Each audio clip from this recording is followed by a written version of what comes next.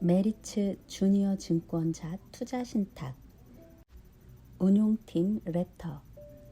메리츠 주니어 펀드 주주 여러분께 2017년 6월 15일에 출시된 메리츠 주니어 펀드가 벌써 17번째 분기를 맞았습니다. 이 펀드를 출시한 배경은 대한민국 자녀 여러분의 경제적 자립을 통해 풍요로운 미래를 설계하는 데 도움이 되기 위함입니다. 또한 여러분의 경제 공부와 주식시장 전반에 대해 이해를 돕고자 합니다. 그 일환으로 3개월마다 운용보고서 편지를 보내드릴 것입니다.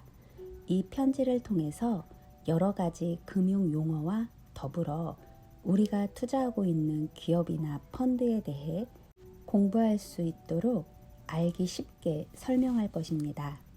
여러분 스스로 경제 독립과 동시에 풍부한 금융 지식을 습득하고 투자와 투자 기업에 대한 관심을 높여가면서 나아가 기업 정신과 창업 정신 등을 몸소 배워가는 계기가 되기를 바랍니다. 여러분은 메리츠 주니어 펀드에 투자함으로써 주주가 된 것입니다. 주주가 된다는 것은 특별한 의미입니다. 주식을 산다는 것은 나도 투자한 회사의 주인이자 동업자가 된다는 의미이기 때문입니다. 좋은 기업을 골라 동업자의 마음으로 꾸준히 투자한다면 그 기업이 키운 성장의 열매를 함께 나눠 가질 수 있습니다. 내가 직접 회사를 차리지 않고도 회사의 주인이 될 수 있다는 사실이 흥미롭지 않나요?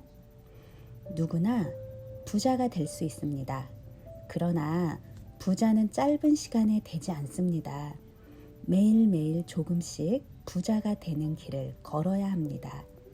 작은 시작일지라도 여러분은 메리츠 주니어 펀드의 주주가 됨으로써 인생의 마라톤에서 남들보다 훨씬 앞선 출발을 한 것입니다.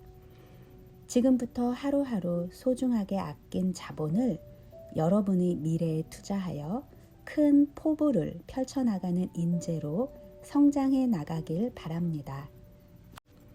운용 현황 보고. 메리츠 주니어 증권자 투자 신탁. 자녀들이 경제 독립을 목적으로 국내외 유망 기업과 함께 다양한 지역, 산업 및 자산에 투자하는 집합투자증권, ETF 등에 분산 투자하는 펀드입니다. 이번 분기 말 기준 펀드는 국내외 주식 51.7%, ETF 36.2%, 개방형 펀드 7.9%, 폐쇄형 펀드 4.2%로 다양한 자산에 투자를 하고 있습니다. 또한 펀드가 투자한 지역별 그리고 산업별 구성은 아래와 같습니다. 이번 분기 동안 펀드는 0.1% 하락하였으며 설정 이후 펀드는 58.2% 상승하였습니다. 이벤트 업데이트. 올해 가장 화두가 되고 있는 주제 중 하나는 메타버스입니다. 페이스북이 사명을 메타로 변경하면서 메타버스에 대한 관심은 더욱 증대되었습니다. 한국 금융시장도 예외가 아니었습니다. 메타버스를 주제로 한 다양한 펀드 상품들이 출시되었고 소위 메타버스 테마주로 불리는 기업들의 주가는 펀더멘탈과 무관하게 상승하였습니다. 그러나 3분기 보고서에서도 말씀드렸듯이 투자는 철학이며 펀드들이 투자하는 기업들은 끊임없이 변화하는 외부 환경에도 불구하고 지속성 있는 성장과 수익을 달성할 수 있는 견고한 펀더멘탈을 가지고 있어야 합니다. 저희 운용팀은 테마성 투자를 지향하며 메타버스를 비롯해 어떠한 새로운 환경이 도래하더라도 여러분의 자본을 꾸준하게 증식시킬 수 있는 견고한 경쟁력을 가진 기업들을 발굴하는 것에 시간과 노력을 투자하고 있습니다. 이번 보고서에서는 메타버스 생태계가 구축되어 가는 과정에서 펀드가 투자하고 있는 기업들이 어떤 방식으로 추가적인 부가가치를 소비자들을 위해 창출할 수 있는지에 대해 좀 더 자세히 안내 드리겠습니다. 메타버스의 잠재력을 높게 보는 이유는 메타버스를 추가적인 플랫폼으로 보는 것이 아닌 기존의 플랫폼들을 완전히 대체할 수 있는 혹은 기존의 플랫폼들을 모두 흡입할 수 있는 새로운 생태계 혹은 생활 환경으로 보기 때문입니다. 즉, 15년여간 많은 이들의 생활 필수품이 된 스마트폰을 대체하는 새로운 기계의 탄생을 의미하는 것이며, 게임과 같이 가상세계를 창조하거나 인스타그램, 틱톡 등과 같이 현실을 반영하는 플랫폼이 아닌 현실과 가상이 공존하는 완전히 새로운 세상을 의미합니다. 이론적으로는 불가능하지 않은 세상이며 메타버스라는 광범위한 정의에 일부 부합하는 서비스들은 현재도 존재합니다. 그러나 메타버스라는 세상이 실제 가능할지, 그리고 메타버스에서는 어떤 제품과 서비스가 높은 부가가치를 제공하여 지속적으로 수익 창출을 할 수 있는지에 대해서는 현재로서는 아무도 정답을 알 수 없습니다. 저희 운용팀은 최근 소위 메타버스 테마에 속하는 많은 국내외 기업들과 소통을 하였고, 해당 기업들조차도 메타버스와 관련된 사업 계획 및 수익 창출 방안에 대해서는 아직 구체적인 계획이 존재하지 않음을 확인하였습니다. 메타버스 생태계가 확장성을 가지기 위해서는 혁신적인 디바이스가 필요합니다. 메타, 구 페이스북은 오큘러스 퀘스트를 통해 오랜 기간 새로운 디바이스 개발에 투자를 해오고 있으며, 레이벤과 함께 스마트 글래스도 선보였습니다. 또한 일본의 소니, 대만의 HTC, 중국의 DPVR 등 기존의 하드웨어 기업들뿐만 아니라 소프트웨어 기업들도 AR, VR, 디바이스 산업에 공격적인 투자를 하고 있습니다. 다만 현재까지 공유된 AR, VR 기계들의 경우 시공간적 제약에 있어서 아직 스마트폰의 편리성을 따라가기는 어려워 보입니다. 통신 인프라 역시 메타버스의 확장을 위해 필수 조건이며 5G가 빠른 속도로 채택되어 가고 있기는 하지만 지연 속도 등에 있어 아직 개선할 여지가 많이 남아 있습니다. 한편 메타버스 세계에서 주요한 관심을 가져야 할 기업은 애플이라고 생각됩니다. 많은 기업들이 메타버스에서 선점 효과를 누리기 위해 상당히 높은 수준의 투자를 계획하고 있지만, 존재하지 않는 새로운 세상을 창조하는 시도의 경우 후발주자가 더 유리한 경우도 종종 경험할 수 있습니다. 애플의 아이폰이 대표적인 예시입니다.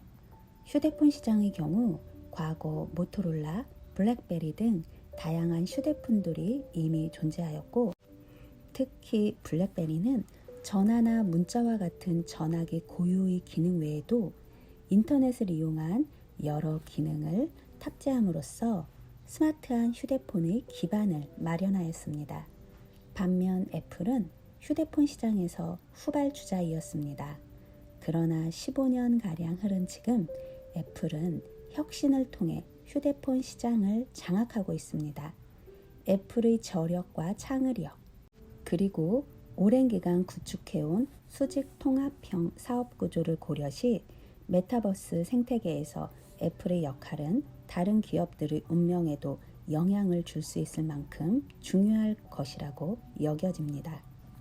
이렇듯 메타버스 생태계의 구축을 위한 인프라는 아직 완성과는 거리가 있으며, 중요한 역할을 할 수 있는 일부 기업들의 전략도 알려진 부분이 제한적입니다.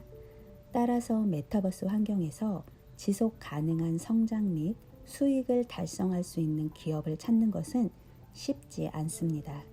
그러나 한 가지 확실한 점은 메타버스 생태계를 구축하기 위해 많은 기업들이 지속적인 투자와 노력을 할 것이라는 점이며, 이 과정에서 필수 불가결하고 고부가가치를 창출하는 아래와 같은 제품 및 서비스들이 존재한다는 점입니다. 반도체. 아마존의 전 전략 책임자이자 벤처 투자자인 매튜 볼이 메타버스에 대해 내린 6가지 정의 중 첫 번째는 끊임없이 이어진다는 것입니다. 기존의 가상세계는 사용자가 접속을 끊으면 해당 사용자와 연결된 데이터는 서버에 저장되고 더 이상의 연산을 하지 않게 됩니다. 그러나 메타버스는 현실과 연계되어 있기 때문에 시스템이 영구적으로 항시 가동되어야 합니다. 사용자가 로그아웃을 하는 경우 사용자의 정보 자체에 대한 처리는 멈출 수 있지만 그 사용자를 둘러싼 환경은 지속적으로 연산과 저장을 필요로 하는 것입니다. 접속 여부와 무관한 지속적인 정보 처리를 위해서 클라우드 컴퓨팅이 필수이며 이는 데이터 센터 수요로 연결이 됩니다. 메타버스에서 반도체의 중요성을 반증하듯 글로벌 주요 반도체 회사들은 메타버스 관련 적극적인 움직임을 보이고 있습니다. AMD는 메타의 데이터 센터용 칩인 EPYC 프로세서를 공급하기로 발표. 해당 칩은 TSMC의 5나노미터 공정을 통해서 생산될 것. 퀄컴. VR 헤드셋 기기의 칩셋인 스냅드래곤 XR2 출시. 기존 제품 대비 CPU, GPU 성능은 2배, 비디오 대역폭 4배, 해상도 6배, AI 기능 11배 향상된 성능을 가지고 있으며 퀄컴의 칩셋을 사용하는 VR 기기 회사 오큘러스는 전 세계 AR, VR 시장을 75% 점유. 엔비디아. 2020년 메타버스 플랫폼인 옴니버스 출시. 2021년에는 기업용 디지털 트윈인 옴니버스 엔터프라이즈를 출시하여 BMW의 가상 공장 시뮬레이션에 적용.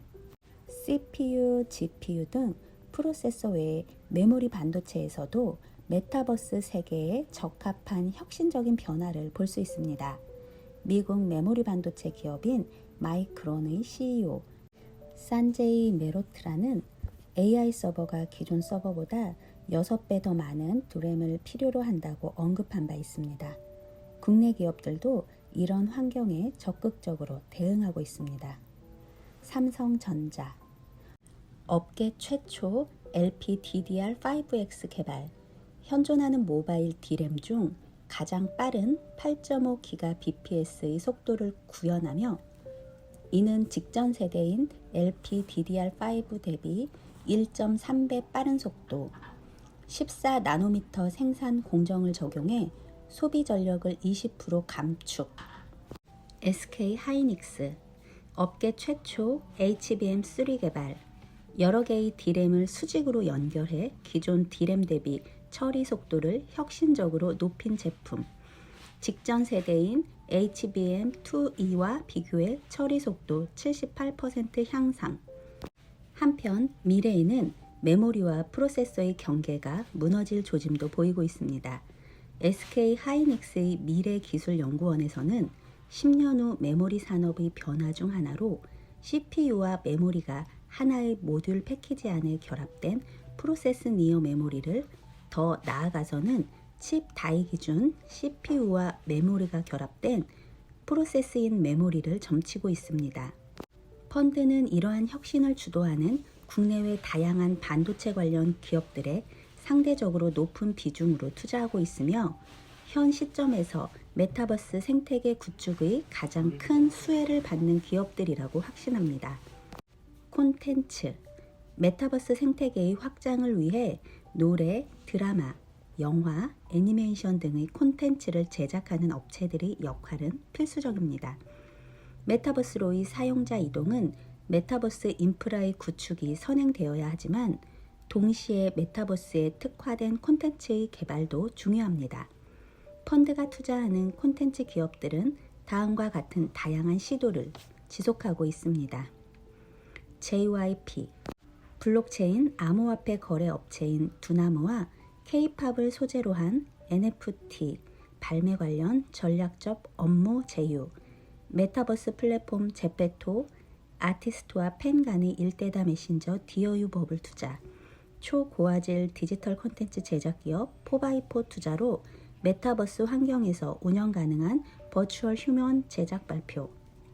이노션, 기존 영상, 지면, 디지털 광고에서 메타버스 생태계로의 광고 영역 확장. 최근 현대차의 로블록스 내에서의 광고 대행을 진행하며 VFX 등의 신기술을 사용하여 자동차 모델들을 로블록스 플랫폼 내에서 최대한 실제와 가깝고 세밀하게 반영. W게임즈, 국내 대표 소셜 카지노 게임사 W게임즈는 종합 게임사로의 도약을 위해 M&A를 계획하고 있는 가운데 게임 개발사뿐 아니라 NFT, 블록체인 쪽 경쟁력 있는 기업을 M&A 대상으로 고려하고 있음. 메타버스, NFT, P2E 사업화를 위한 다양한 방안 검토하고 있으며 신작 게임에 NFT나 P2E 도입하고 있는 방안 모색 중. 포트폴리오 업데이트. 어드밴스드 마이크로 디바이시스, 애플, 마이크로소프트 등이 이번 분기 펀드 성과에 가장 많은 기여를 하였으며 ETFMG 프라임 모바일 페이먼트 ETF, 월트 디즈니, 캐런쉐어스 CSI 차이나 인터넷 ETF 등이 상대적으로 하락하는 모습을 보였습니다. 최근 한국의 오징어 게임은 미국 골든글로브 세계 부문 후보에 오르며 K 콘텐츠의 위력을 보여주었습니다. 배우 윤여정은 가디언즈와의 인터뷰에서 한국에서 최근 너무나 좋은 작품이 많이 나오는 이유에 대한 질문에 다음과 같이 답하였습니다. 한국에는 항상 좋은 작품이 많았다. 단지 세계가 이에 주목할 뿐이다. 팬데믹으로 인한 다양한 플랫폼의 등장 및 성장, 그리고 미래의 메타버스 세상은 이미 세계적인 경쟁력을 가지고 있는 한국의 많은 콘텐츠 기업들이 확장성을 극대화할 수 있는 환경을 구축할 것이라고 확신합니다. 그중 하나로 펀드가 편입하고 있는 JYP에 대해 안내해 드리겠습니다. JYP는 한국을 대표하는 많은 아티스트들을 배출해온 한국 엔터테인먼트 업계의 리더입니다. JYP의 매출은 1. 음반 및 음원 2. 유튜브 및 IP 관련 사업 3. 콘서트 4. 광고 및 다양한 매체 출연 등 크게 4부문으로 구성됩니다. 코비드19 전후로 사업 부분별 매출 비중은 상이하며 이후 정상화된 환경에서의 매출 비중을 미리 알기는 어렵습니다.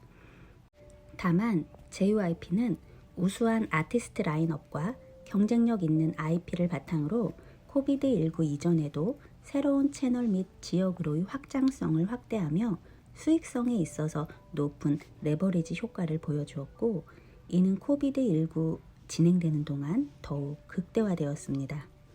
2018년 23%대의 영업이익률이 2021년 3분기 기준 31.8%까지 확대된 점은 이러한 JYP의 확장성을 반영합니다.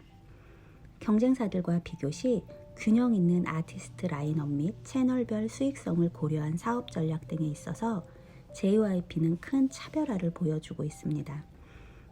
또한 코비드19라는 외부적인 환경 변화에도 2021년 높은 수준의 수익성 및 잉여 현금 흐름 창출을 해내며 신속하고 유연한 결정을 내리는 경영진의 능력을 증명하고 있습니다.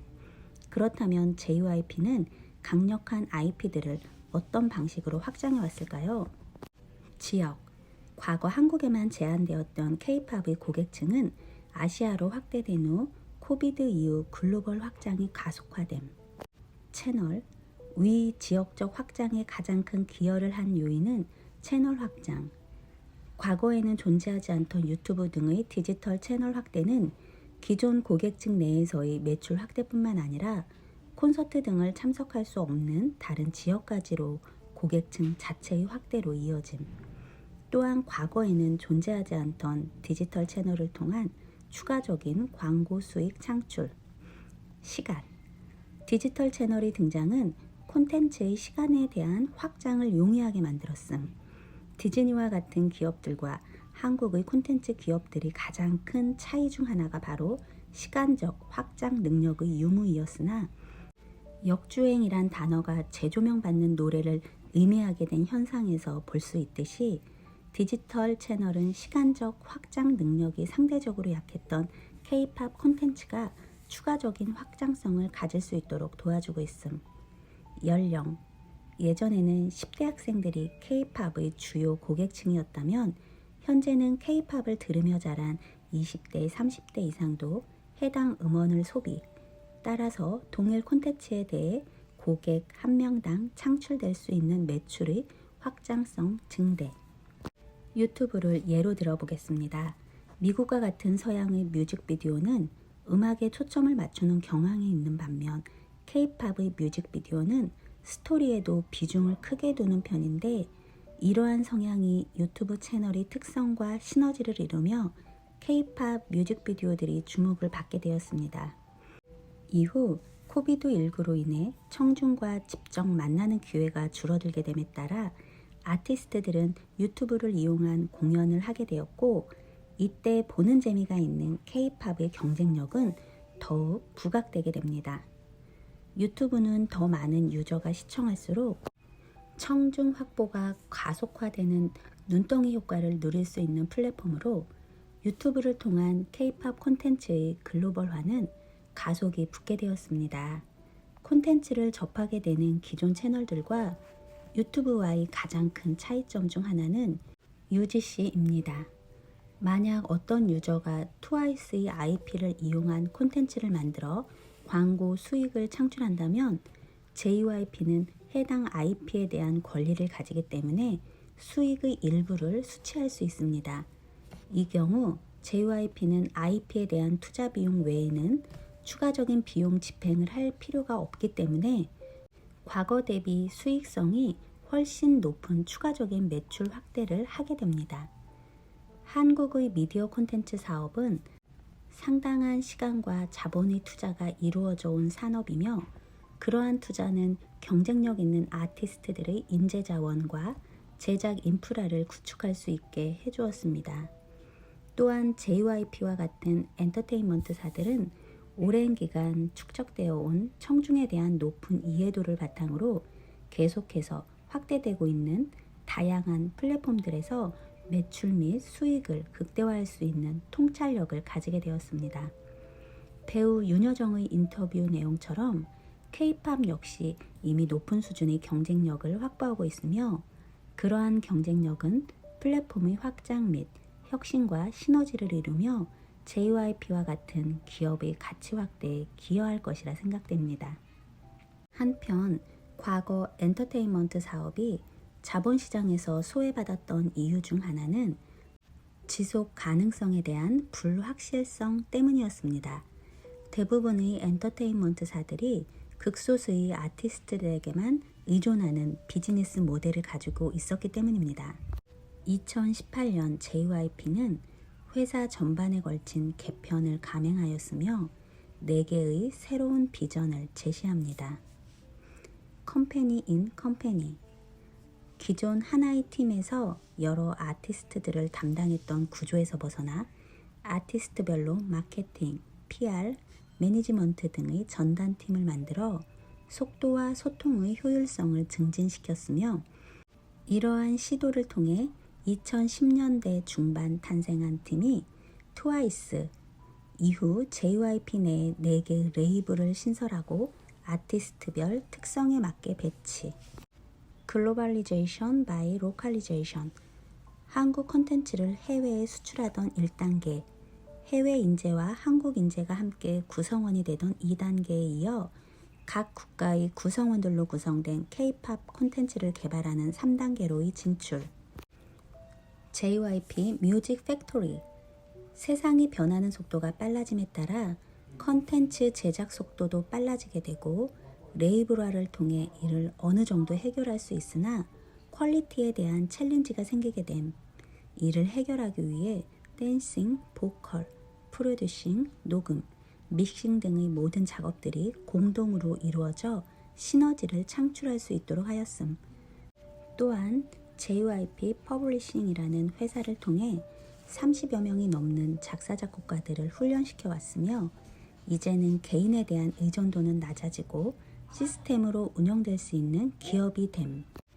Creativity from Happiness. 경쟁이 치열한 산업에 종사하는 만큼 직원과 아티스트들을 위한 정기적인 전문 심리 상담, 일과 삶의 균형을 위한 근무 일정 등에 대한 배려. 이러한 혁신은 이후 JYP의 실적에 반영되어 왔으며 2015년 5.6%였던 ROE는 현재 20% 전후 수준으로 향상되었습니다. 이는 한 자릿수에서 두 자릿수 초반대의 ROE를 기록하는 경쟁사들과 비교 시 수익의 질에서 앞서 있다고 판단됩니다. JYP는 지역, 채널, 시간, 연령 등의 확장성의 주요 요소들이 유기적으로 결합하며 더 높은 기업 가치를 만들어 나갈 수 있을 것으로 생각됩니다.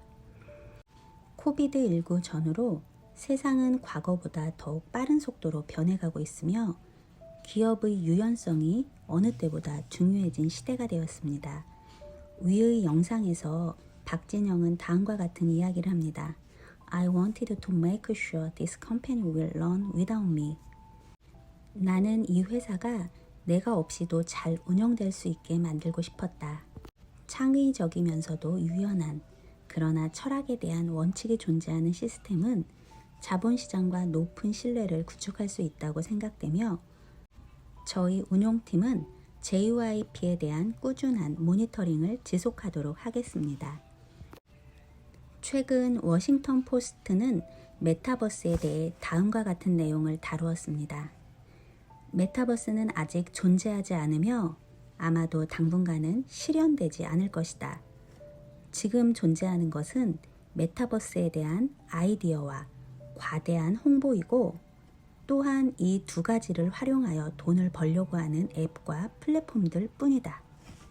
그러나 어디에도 메타버스에 대한 아이디어와 현실 사이의 명확한 방향은 존재하지 않는다. 테크 산업에서 2021년은 메타버스의 한 해가 아니었다.